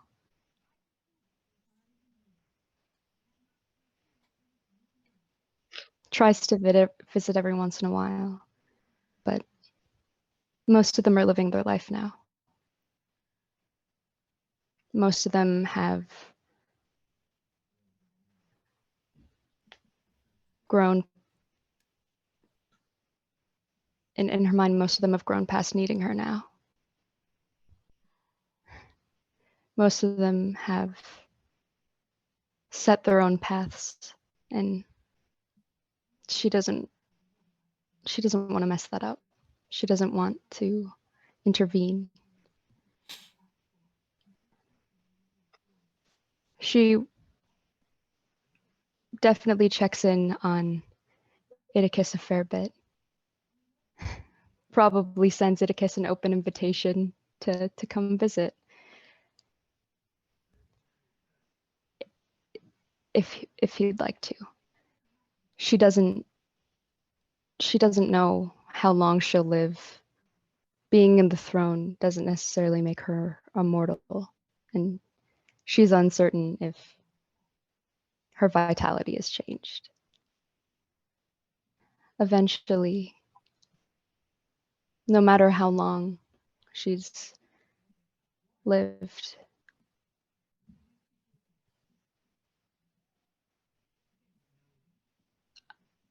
not really leaving her throne, I guess.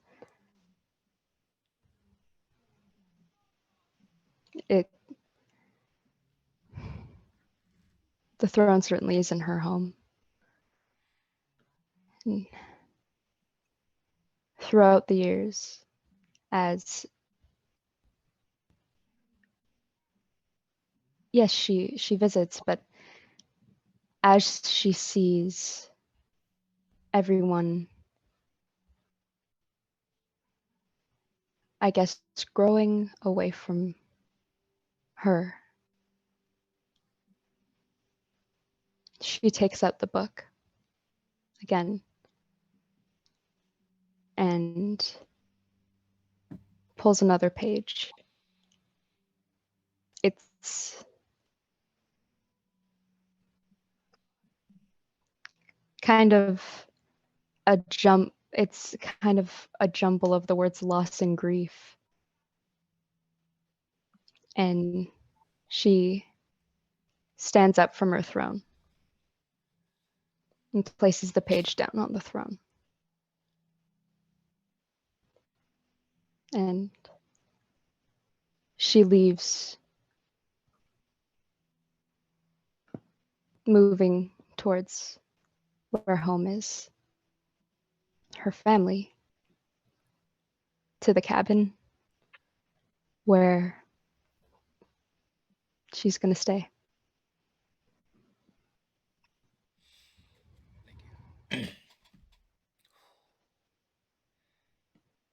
That was 100 times better than mine. Thank you. Oh. Okay. Quick reality check first. Sarah, are you okay? I will be fine. Okay. In that case, Idicus. Yep. Oh. So of course he tried to do what he always does and escape out the back, trying to be sneaky. And gets caught. And he tells them that he needs to go to Waterdeep because he needs to go and see the scientist. And he essentially says essentially no violence. If they're coming, no violence allowed. And as long as everyone agrees to that, he'll let them come. Yes. This is your story. They all agree if you want them to. And so I'm imagining they do. Zulthus unwilling, like grumpily. And when he gets to Waterdeep, of course, they all get the hero's welcome, and he ends up seeing a shop that he saw the first day that he was in his Warforged body. And he just takes a moment and looks at himself again in this reflection, thinking back to the day that he woke up and how scared he was and how cruel everyone was to him.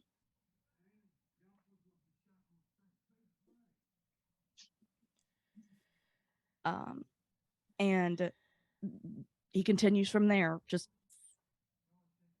from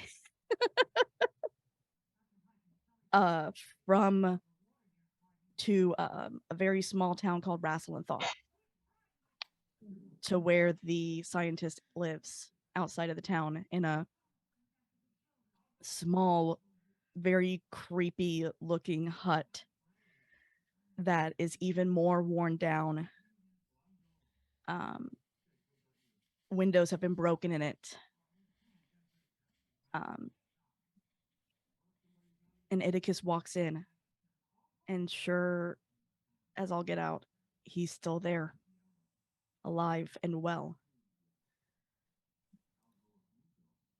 Idicus kind of sits there a moment and just starts asking his questions. And they're all in Goblin. And his first question is, why were you experimenting on the goblins? And the scientist responds in Goblin back, I needed test subjects to bring my daughter back. I wanted to see if I could bring her back.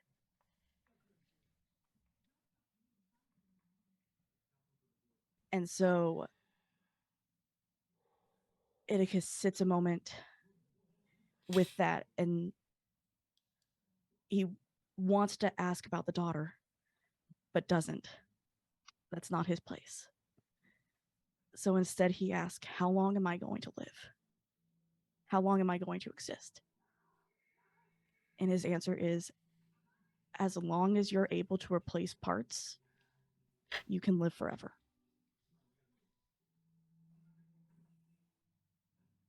So Idicus decides he's going to go and help all of his family until the end of their lives. He helps Bigfred for quite some time. Helps Beowulf in being almost like the third, or I don't know how many children Beowulf would have, but an extra child to play with his own kids. With Verath and whatever he needed. With Cain, with anything she needed. And at the end, he would find Zulfis. Shit. Take your time.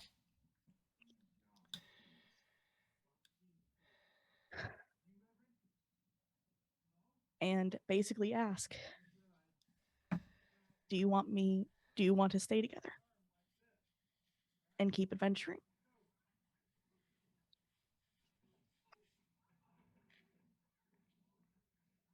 Till time runs long, and there is little left adventure to be had. You, my little one, will always be in my party.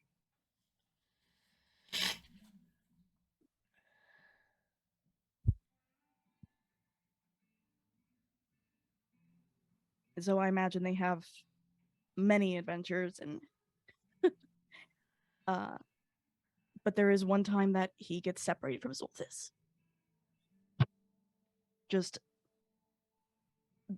There's just too many people at a fight or something, and they just get separated.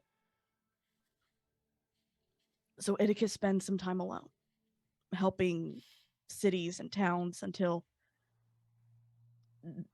he eventually becomes more of like a story about this tiny little metal man who comes into town, makes everything better, and then disappears again. Until he finds another party. It's a group of bards called the Rainbow Angels that take him in as their own.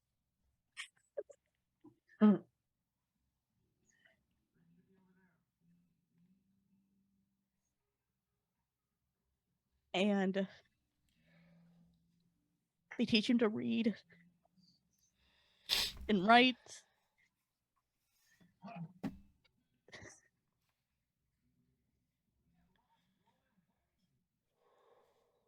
And he stays with them until they pass on. And at that point, Idicus goes, yeah, it's time to stop fixing myself up. And so it takes a while, but he eventually passes. And he walks towards the cabin and opens the door. I have something to add. As everyone, I assume, retreats to the cabin, as everyone is back together, she just goes,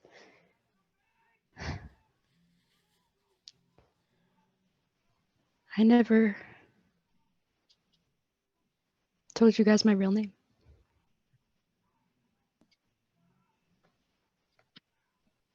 My name's Kaya. And I don't know why I'm telling everyone this.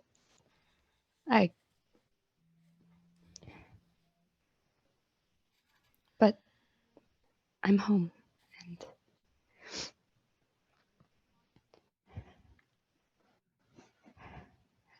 everything is new. So I guess I kind of just thought I should reintroduce myself.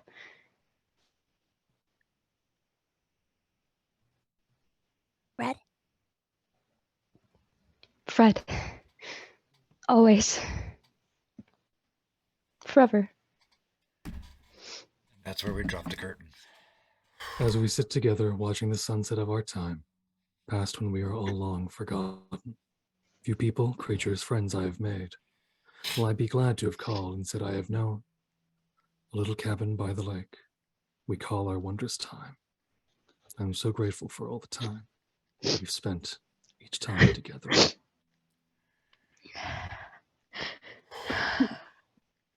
I fucking wore a white shirt. Holy And I put shit. on makeup. So now there's Yep, it's all good. That'll wash out. That's The why memories won't. I was like, fuck it, I'm not putting on makeup. Okay. I gotta be I all just did it to responsible feel again. better after work. Okay. I have to be responsible for a minute here. One thing, I don't know if you guys saw this, but on the stream during Kane's speech when you guys were sending messages, as it works out again, fates and destinies, those messages actually popped up in Kane's window because of where they are on the Zoom page. So everybody saw them as you typed them. Yeah. So, boom, there's that.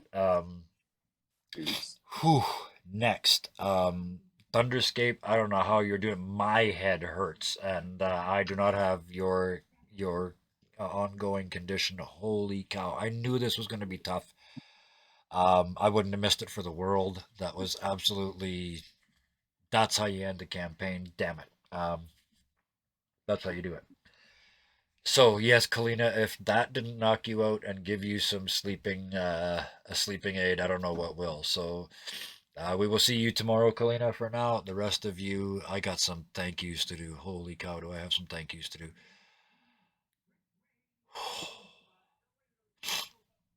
Scarred,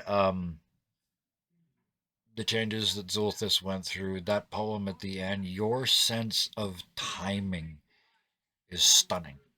It is always a pleasure to game with you. You showed how a dark bastard can have a redemption arc, and by the end of it, you were neither dark nor a bastard, and it was beautiful. So thank you very, very much for creature slash Zulthis slash all the other parts of that character as we went along. Thank you. No problem. And also, that poem took me a few minutes to write up. So if I looked like I wasn't paying attention to people, that's what I was doing. I'm Okay, sorry. well, post that in the Discord, please, if Yeah, you would. please. In the public chat for this show, if you wouldn't mind. Oh, I'm absolutely. going to go Discord here so people can find it and everything else that we do. Dak, thank you so much. Many, many bits. Thank you so much. But yeah, pop in. And the poem is called "The World at Large."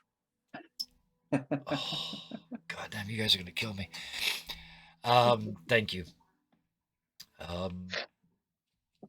Bison, thank you, man. Again, you started with this joke character and you put the rap on that tonight. I mean, that's a fucking life, right? that's a legend. So from a joke to a true mythological legend, thank you. You played in a bunch of short games with me before over the course of the last year and a half or so.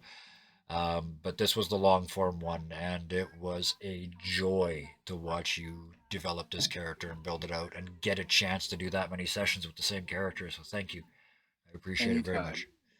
Anytime. Oh, there's going to be lots more options. You just wait to see what I do to you in your game. Oh, Holy fuck, cow. I'm gonna cry. my face hurts in such a good way. Solar. Oh man, Beowulf was so deep, so many layers. Just unpackaged him like this lupine onion. It was amazing.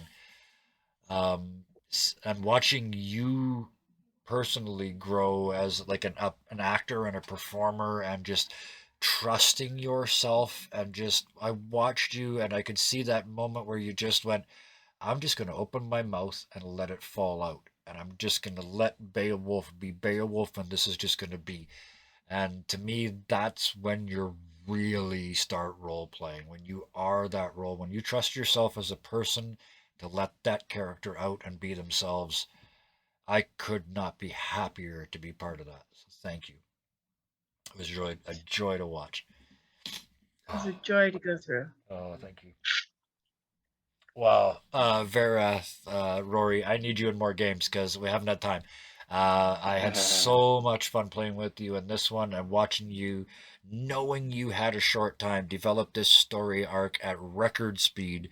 I have said repeatedly, you can do a full story arc in 1 2 hour session, and I've done it. You had more time than that, but you nailed that arc. You went from unsure and unworthy to sure and worthy, and earned it every second of it. So that whole story arc is beautiful. Like I said, Redemption's my favorite story arc. I couldn't be happier to see it. Thank you. That's real heroes, because they started off bad. They started off doing something that is unredeemable. And then they spend every second of the rest of their being trying to make up for that. And you did it. Not only did you do the arc, but you managed to make up for whatever evil you may have done in the past. It was beautiful. Thank you. Thank you for having me on this game. This was an incredible amount of fun, and I also want to thank you to everybody, all the cast members, all the chat, everybody for making this an incredible experience. Thank you. It's one of many. There's lots more coming. Lots more games coming up. Whew. Holy cow. Ruth. Kane broke my heart. Just, I wanted Kane to care so much. And if I had played Kane, she would have cared too much too fast, and it would not have been anywhere near as epic as what you did. So thank you for just reining them in and just making it, pulling every one of those things like it was teeth. You earned every single one of the pages in that book. And that was, again, an amazing performance to watch. I would watch at the start of every episode as Ruth sort of just backed up a little bit and let Kane have the face and just go. And it was amazing to watch. I love people committing that hard. So thank you for joining this game. Thank you. Thank you. Thank you for bringing me in for what I thought was just a guest spot, and I would have been so content with just a guest spot. When I got that message, after not even knowing that this was a conversation that was going to happen without asking, saying that everyone sort of kind of just voted me in as a permanent member, I was ecstatic. You can ask Rory. I was so excited. We were in the car on the way to a listening party, and I was so excited.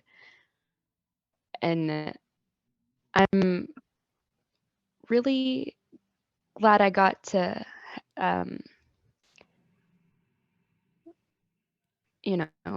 play this character and who has gone through many dead campaigns, I guess, have like an actual full run. Yes. And it's as this was like the first character that I've felt connected, like I'm sure you guys get what I mean. Do. But they're real after this length of time. And so was the morning. So was the morning that happened. So that's perfectly natural. It's part of why we do this. Yeah, I don't think I'll bring her back into any other campaigns. She lives here. So, thank you. Wow. I've had the most fun with Kane, with everyone here. Even people that, were here for a couple sessions. It's this group of people is probably the best group of people I could have asked for. And so thank you all for also being here. We are very, very glad you found your way here. This is a good place. It's a wonderful place. It is a great place to be. And the more people that are here, the better it gets. Also, from where it started, thank you, Bravely Broken. That's true. That is absolutely true. We linked to you through Bravely Broken. That is correct. Yeah. If it wasn't for Bravely Broken, I wouldn't have been here. So, thank you. Wow. So I got to ask the you amount for... of Oh, sorry, go ahead. The amount of opportunities that have come through this group of people has been spectacular. I will let that be how I finish. That's just what friends do. So yeah, this is friends. Almost. Pardon me. How you had Sorry. to finish? Yes, I get it. Oh, that's okay. I needed a laugh. I needed a laugh real hard. That your comedy timing is perfect. Oh, I gotta ask for the second time tonight, though. Sarah, are you okay? Yeah. Okay. You can talk through the shirt if you want. Arizona iced tea, I not want, Spawn. I Don't worry, I can always get Sarah's voice down. Yes, this was a good time. Sorry. But Sarah, I mentioned this last week. Every once in a while, you come across a character in a game that they're good, they're iconic. There's nothing like them, and Idicus is one of a kind. I've never in 40 years, I've just not even close. I've seen elements, but they've always been a joke. Nobody's ever taken this level of purity simply for like 90 plus hours. And the dice rolled with it, everything rolled with it.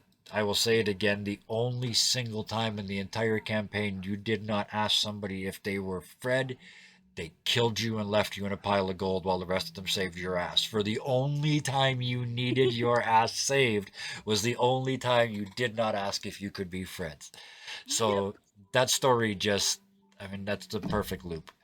But on paper, Idicus is a terror. Yep. Like the worst kind of character you could ever get. A rogue that fucks off and does their own thing. It's what my character would do. Yeah. Like that is like part and parcel the worst type of character you can have, but oh my god. The talent, Sarah, I'm not surprised that you're in into the second round of that competition. I'm not surprised that you're in 9 shows. I'm not surprised you have your own channel and are doing 2 other projects, because your acting talent is a pleasure to watch.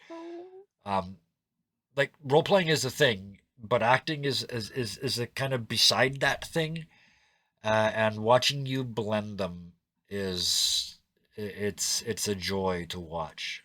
Again, you do the same thing I've mentioned a couple of times tonight. You just sort of open your mouth and let Idicus come out, but the mouth that Idicus is coming out of is a classically trained actor's mouth. So there's a whole element that's there, right?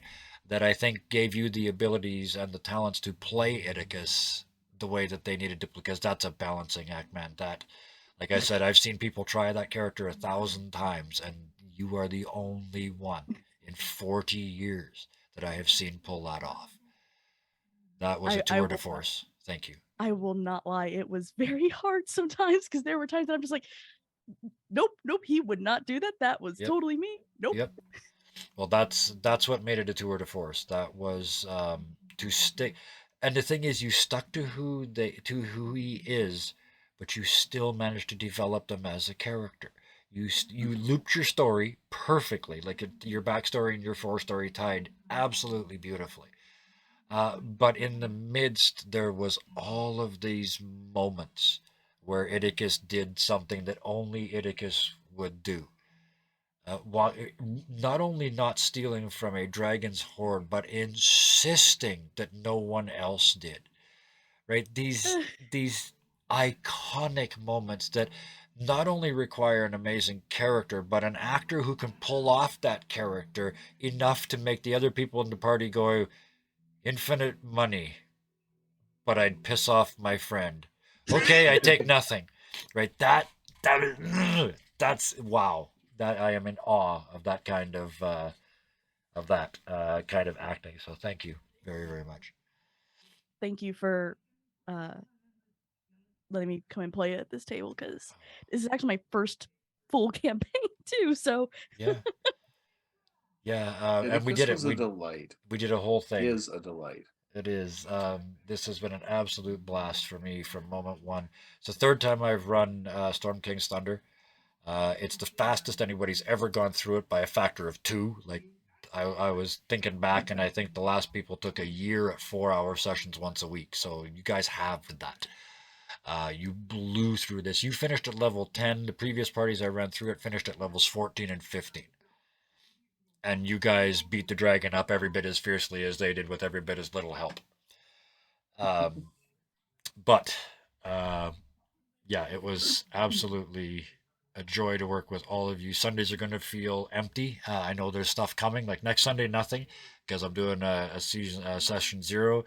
Following that week, there's going to be another show. It could not be more different, but I'm not going to drag from this one to talk about that one. The only one I'm going to talk about tonight before we get out of here, and I go for a long walk in the dark to get my breath back.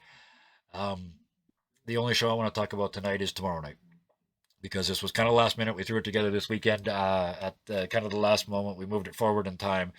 Tomorrow night, our very own Thunderscape 7, hopefully having recovered from tonight, along with the rest of us, will be leading us through a game of You Awaken in a Strange Place. That's going to be tomorrow night, standard starting time, 6 p.m. Pacific, 9 p.m. Eastern time, and literally no one knows what's going on, because one of the rules of the game is, other than, some thinking you may have done along various subjects, that no one plans for anything, including the GM. Oh, look, a hat? You have no idea. The Sunday games that are coming up are booked, but that's 7 to 12 weeks, and then after that there'll be another one. If you are available on other nights of the week, we are very close to having shows going out 5 to 6 nights a week. We are within a couple of weeks of that being our regularly scheduled programming, and that scares poo out of me in large doses. It is just so serious, and so all of a sudden it's getting real, right? I mean, yes, it's still friends playing games, but all of a sudden it's like, holy shit, we have a schedule and like stuff, and it's getting big. Oh, look, a hat is me, by the way. Oh, is it? Okay. Which is why I asked what your favorite color was, because I started crying. Oh. Okay, that makes a whole lot more sense. Oh, I'm gonna answer anyway. But yeah, there's always room, always more games coming. Stay tuned. I want to play with all of you again. So yes, we will do so. But if anyone, yes. I don't know if I said it at the beginning of the session or in the green room, but I said that not because I was trying not to, but because I usually don't. I said I'd send Kevin a set of dice if I cry. I'll tell you so what. I owe Kevin a set of dice. I'll tell you what. I know that there's a huge gaming community at Edmonton. So, when it is feasible for you to do so, instead of getting me a set of dice, I got tons of dice. Why don't you buy a set of dice and take them down and donate them to a local game shop for their game night or something? Find a gaming cafe maybe and give them a set of dice. They could probably use them. Give them to somebody who could pay it forward. I got lots. I got more dice than I could roll in one hand. Literally, I got like multiple handfuls of dice. So, yeah, I will take you up on your offer. I will hold you to a set of dice, but I would prefer that you gave them to somebody in Edmonton that was going to make use of them. Deal? You got it. All right. I like that. That makes me happy. That's 2 gifts because you gave me one and I get to give Edmonton one. So that's 2 gifts. This is my dice bag. I love 'em. It's a mimic. Mimic Yep. dice bags are always the best. And there was an also. Oh, Awesome. awesome. Okay, yes. Awesome instead of awesome. Yeah, okay. Whew. The happy storyteller's been behind me all night, and that's because even when I was weeping profusely, I am happier than you can imagine. Wrapping a story happens so seldom. Anybody who's role played knows that 99% of games just sort of fade away.